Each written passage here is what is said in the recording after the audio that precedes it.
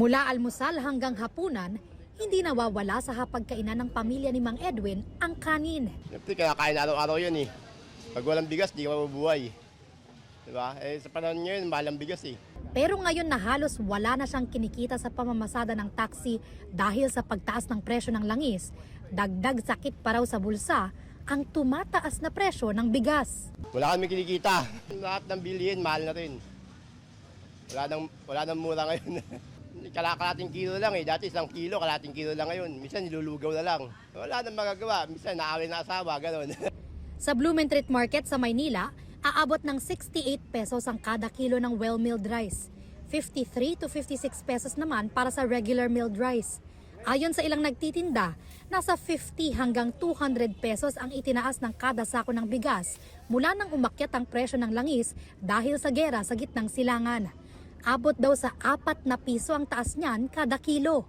At kung aalagwa pa ang presyo ng langis, tiyak daw na lalong magmamahal din ang mga bilihin gaya ng bigas. No choice tayo, hindi naman pwede hindi natin itaas. Lahat naman daw po ng bilihin, puro mataas. Labing nagreklamo yung mga customer. Malamang, tataas pa. Ang bigas natin, ang gagaling sa malayo, gagamit ng crudo yun. Kung mahal yung karga mo ng langis, di isasama mo sa sa puhunan.